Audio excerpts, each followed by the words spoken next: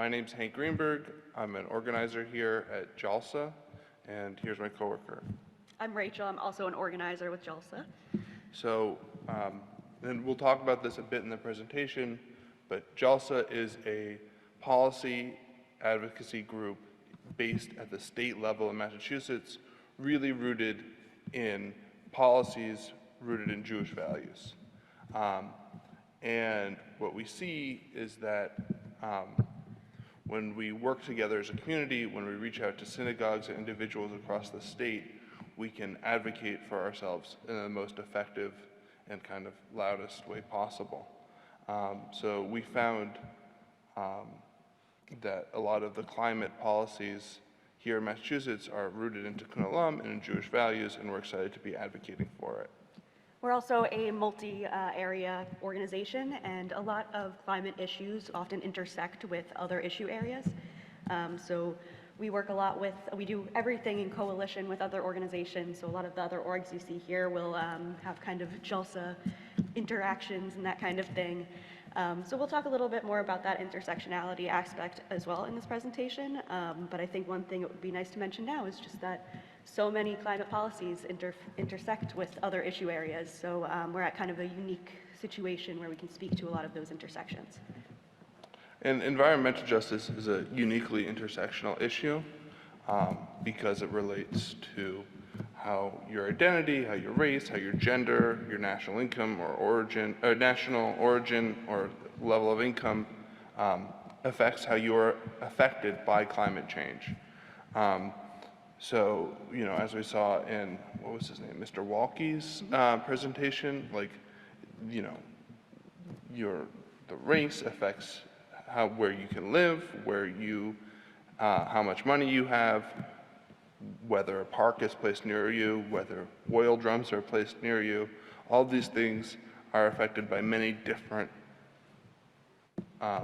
policy areas. And you can see even in the policies that we're advocating for, the proposals we support, sometimes you'll expect something to be in climate and then it will be in housing or it will be in technology. It's kind of one of the most all-encompassing issues because it really does affect the whole world. We hope to provide at least some kind of connections between Jewish values and environmental justice. You know, there's not, as you know, with anything in Judaism, there's never an exact or one answer. But we really do believe that there's a connection between what's taught and what's kind of the central part of our community and our culture and being a steward for the environment and for the land. And we kind of hope to demonstrate those connections. You know, and then we also have a monthly meeting group, like this climate action team. It's going to meet this Thursday at 7, where we do talk about, okay, so where are we in terms of legislation in the State House? What's happening in Massachusetts? What can you do to make, to advance legislation in the state? And then it's also a chance to kind of share out and call for help and say, okay, you know, we have connections across the state here. What do you need help with? Who can you help at a local level, at a, you know, synagogue level? And it's a really kind of, I would say, sweet network of people who really do care about environmental action at the state level and who kind of can see the broader picture for what the future should look like. Massachusetts is something the federal government uses as a case study because we do relatively well because we have an engaged population. And the most kind of prominent example is Obamacare. We do have a lot of best practices, and then we're also, what's currently in development is a Defending Democracy presentation, which we feel is closely related to environmental justice. And in that presentation, we really do talk about, you know, democracy and state activism is not a once a year voting thing or twice a year voting thing, but it is a consistent dedication to be involved in the process of government. And something that I would say is that as much as our organization focuses on state government, kind of being connected to all levels of government, still pestering your federal people, pestering your local people and county people, being an active citizen is important. We already introduced ourselves, so I'm Rachel, this is Hank. Hello. We are both organizers with the Jewish Alliance for Social Justice, and yeah, we can go right to the next slide. So just going to take you through the presentation slowly by the order of what you're having. We're connecting on all the different interests you spoke on today. We're going to describe what JALSA is, which we've sort of already done. Go through from key definitions, how we see environmental justice and intersectional environmentalism. We're going to go talk about the Jewish values. That's where we have Torah portions and the religious backing for this presentation. Then we're going to talk about environmental justice, go through some key examples of what environmental justice is and where we see it play out in our lives. And then finally, we're going to take action and really talk about Make Polluters Pay and the Zero Carbon Renovation Fund, and kind of reinforce what you can do to address some of the environmental injustices that we see. Next slide, please. So I'll make this quick because I've already said it. We are with JALSA. We are founded in 2001 as a way to be focused on state policy with the full Jewish community's backing. We know that as a community, we have a lot of the same values and morals, and that when we kind of unite together, we can find policies that really represent us well and that advance our state forward. Often those Jewish policies do have to do with climate, because there is such a strong eye towards nature and caring for the world within the Torah. Next slide, sorry. So before we go too far deep, this is how we're defining environmental justice. Environmental justice is our goal. It's the idea that all people, regardless of race, national origin, income, gender, are affected by climate change and environmental hazards in the same way. That's not our reality right now, but it is kind of what we are looking to achieve. Intersectional environmentalism is a framework that helps us understand environmental injustices. It advocates for the protection of people on the planet by identifying injustices done to marginalized communities and to the earth within our system of inequality. And I think some way to think about that is to kind of think about the illustrated environmental injustices, whether that's a oil refinery or an incinerator placed in a neighborhood. Where is it going to be placed? It's going to be placed in the areas that are least likely to fight back, which have the least resources and time to say, it can't be near me. These effects add up and mean that people are affected differently by environmental hazards a lot over time. Next slide. So we talked about this a little bit already, but we've all heard the term tikkun olam, healing the world, as a guiding ideal for how we should treat the planet. When we talk about environmental justice, however, I wanted to focus a little more on how we're guided to treat each other, particularly those outside of our own communities. The Torah mentions having concern for the stranger 36 times, a very specific number there, and it creates the expectation that Jews have a proactive obligation to show care for each other. In Leviticus, direct instructions are given to set aside crops not only to those who are in need, but also specifically to strangers. As the quote says, "When you reap the harvest of your land, you shall not reap all the way to the edges of your field, nor gather the gleanings of your harvest. You shall not pick your vineyard bare, nor gather the fallen fruit of your vineyard. You shall leave them for the poor and the stranger." Next slide. Loving thy neighbor as thyself is a Jewish value that has tremendous implications in environmental justice. Our values would suggest that the way in which individuals and larger entities think about their carbon footprint ought not only to be informed by its impact on people and their own environment, but also on the communities we share. A majority of those who contribute the most to climate change are not those who experience its most dire effects. So we're called upon to think of everyone in our communities and those in the larger global community when we're making choices that impact the environment. Has anyone heard the term environmental refugees in like the immigration talk? Awesome. For those who have never heard that, environmental refugees are people who have been displaced by environmental disasters. Human activity is increasing the frequency and severity of such storms and other climate events all over the globe, which leaves more and more people vulnerable. We're all sharing this world together, so our Jewish values tell us we have a mutual accountability for every one of us to keep this planet inhabitable for us all. You can go to the next slide, please. So this is where we want to just have a quick discussion question, which is, what are some examples of environmental injustices?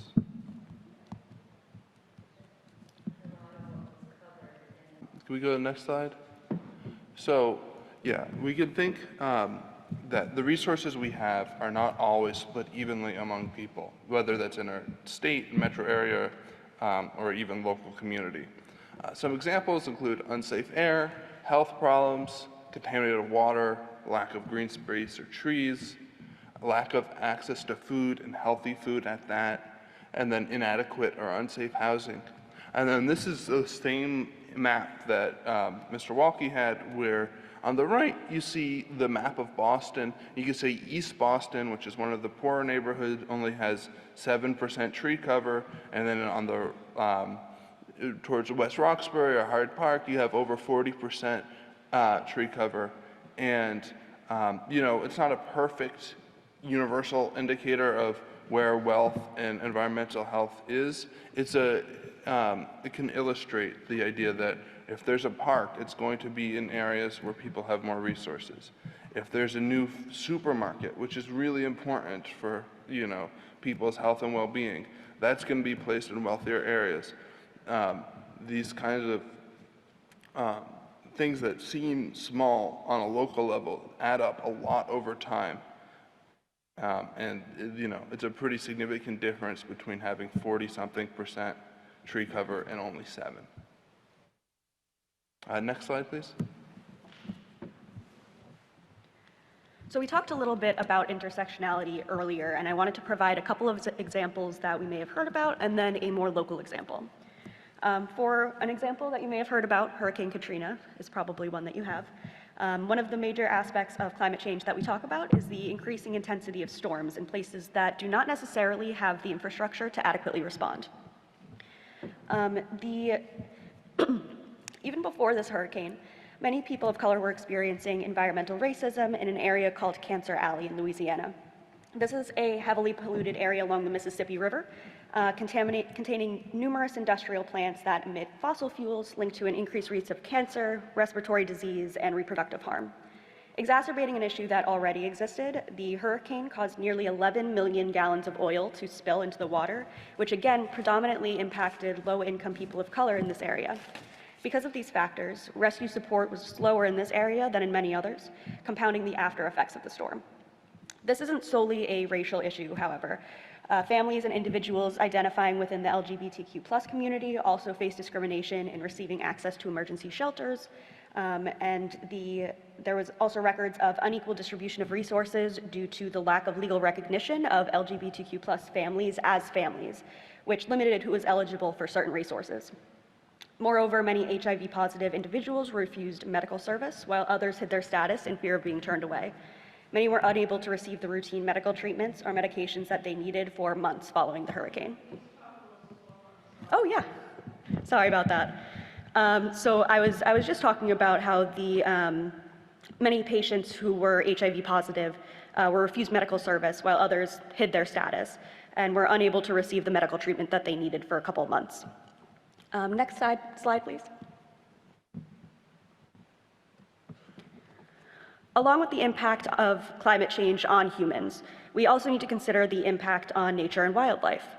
Billions of pounds of plastic, for instance, end up in the ocean and on beaches, which directly affect sea life, including birds, fish, and marine animals. It's currently estimated that 60% of all seabird species have eaten a piece of plastic in their lifetime. While that is staggering in itself, that number is predicted to increase to 99% by 2050 at the current rate that we're going. Additionally, large amounts of plastic debris have been found in the habitats of critically endangered animals. This points to a clear need for alternative resources to plastic, but when we think about this resource, it also has to be accessible. For example, a few years ago, banning the use of plastic straws in restaurants was a really popular action item, and while it was a quick and easy way for an individual or a business to reduce their plastic consumption a little bit, lack of access to straws can be a detriment to certain communities, such as those with movement disorders or disabilities. Therefore, when we think about actions to take in the future to benefit the Earth, we need to simultaneously think really holistically about how different stakeholders are impacted by these measures. With both this example and that of Louisiana, there are clear environmental injustices with intersectional impacts. Next slide, please. So now we'll take a look at a local example of environmental injustice and its consequences in Western Massachusetts. Many of you will likely know Springfield, MA in Hampden County as one of the worst places to live in the US for asthma and allergies. Residents of Hampden County visit the ER for asthma-related reasons twice as often as the state average, showing a clear discrepancy compared to the state. Next slide. Deepening this inequity, there are also discrepancies within Hampden County itself. This chart up here of emergency room asthma visits from 2019 shows that Black residents went to the ER from asthma more than twice as often as white residents. And you can see this, I'm not sure if you can read the key up there, but the orange line is individuals who are Black, and the second line up, the darker blue one, those are the white individuals. So what is causing this enormous racial gap between Black and white residents suffering from asthma? It's not just a random chance. Springfield is considered an environmental justice community, a place where decades of inequitable policy and systemic racism have created poverty, pollution, and health discrepancies by race. According to health professionals and community activists of Pioneer Valley Asthma Coalition,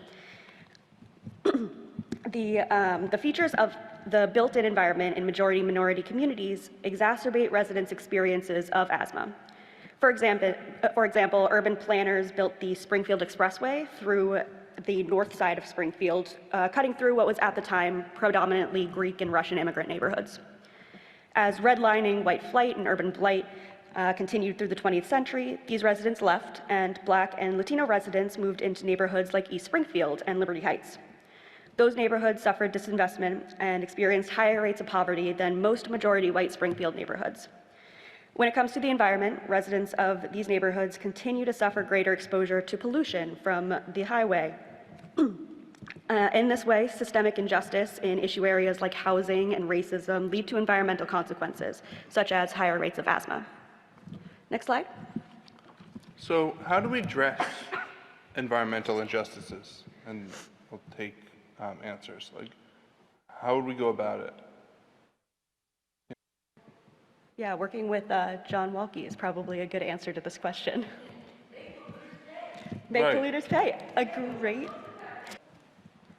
Yeah, I wanted to get back to what you were saying right in the beginning about kind of how green spaces impact so many different areas, and how that idea of intersectionality and how we really need to focus on things like biodiversity that we don't immediately think of as something that is going to impact humans, but definitely is.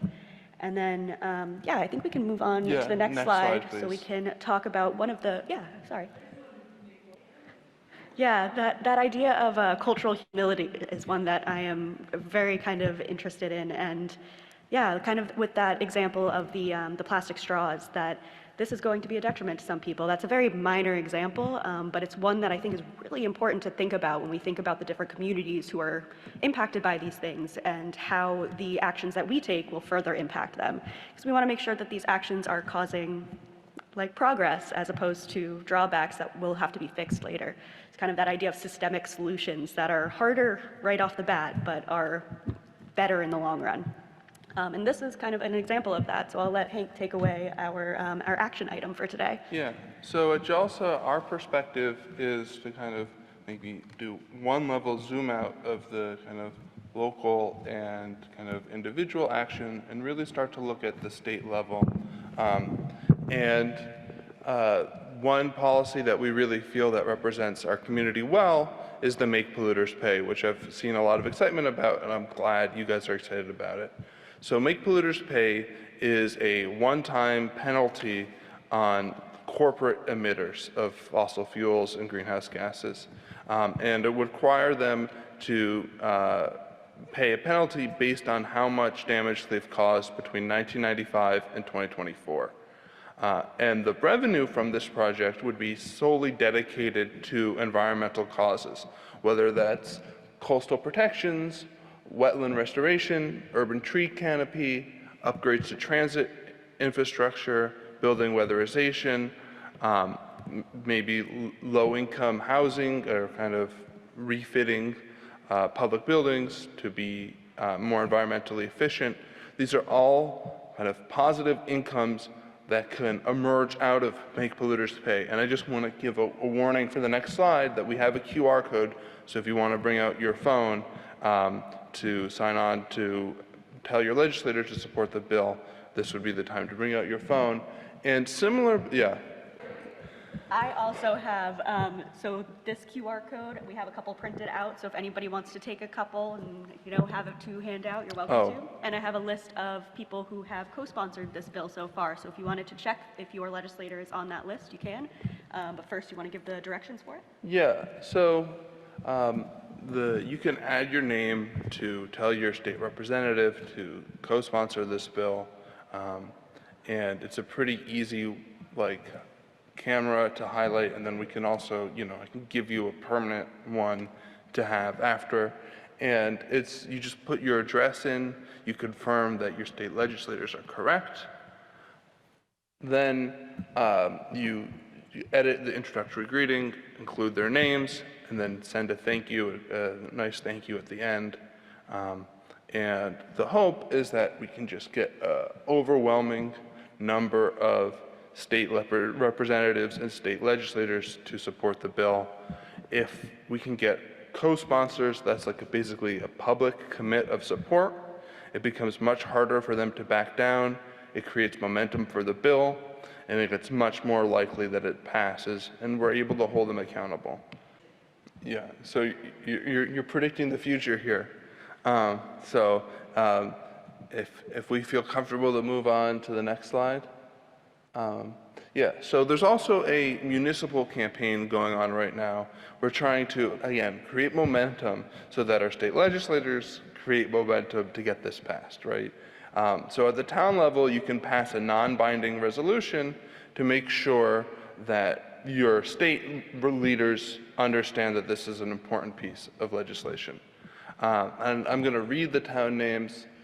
Boston, Medford, Malden, Northampton, and I think now Brookline has been added to the list of towns. So if you're not from one of these towns, if you're from, let's say, Amherst or Newton, then you can contact your state, not your state, your town leaders, and tell them we want a binding, we want a resolution showing that we support Make Polluters Pay. Your town can pass that. It will become much harder for our leaders to ignore it, and if every state passes it, it becomes much harder for our federal leaders to ignore it. So this is how we build progress, one person at a time, in a democratic way. The state body is a slow-moving group, and by pressuring them, as you say, talking about it all the time, tell your neighbors, tell your friends, tell your family, and if we kind of continually, send emails, make phone calls, knock on doors, and let them know that this is an emergency and we want this passed, that's how we get affected. But if we're silent and we don't contact our representatives after we elect them, they're never going to do anything. So we have other climate bills that we're really excited about too. There's AHEAD, which is an act relative to affordable housing and environmental adaptation dollars. That's going to add a 2.5% deeds excise tax, and the revenue from that bill will go to environmental projects similar to the one that Make Polluters Pay will support. And then there's the Zero Carbon Renovation Fund, and that's one that I'm really excited about as well. That'll take $300 million from the general fund every year and dedicate it to refitting and renovating low-income and public buildings. We all know that really nice buildings like this in wealthier neighborhoods can afford to go on solar panels and can be fit to become environmentally efficient. The areas that are going to be left behind are the areas with low-income housing and public buildings. And the Zero Carbon Renovation Fund provides an avenue for them to be met and caught up with the rest of the state. So before we get to our final question and answer spot, I just wanted to quickly close out this section of the presentation by mentioning that as we're currently about a quarter of the way through a 2-year legislative cycle in Mass, JALSA has a lot of actions that you can take right now beyond today's co-sponsorship activity. We have 5 action teams that meet monthly to strategize and enact campaigns in several different issue areas, including our climate action team, which is run by Hank.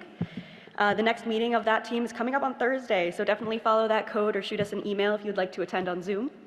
As a multi-issue organization, we have teams focusing on topics like immigration and reproductive freedom as well.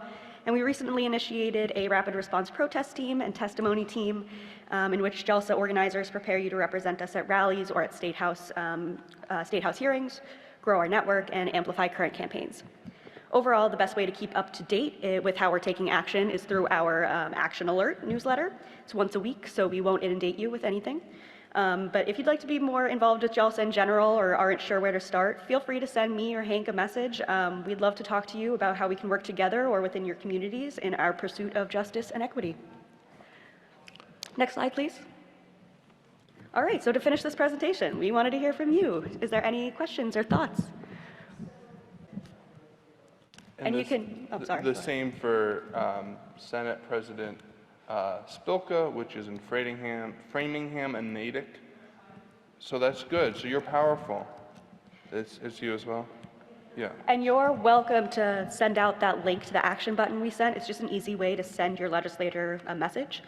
So if you disseminate that link, we are happy to have people who are kind of outside the JALSA community using that link. We want to amplify it as much as we can, so you're more than welcome to send that out too.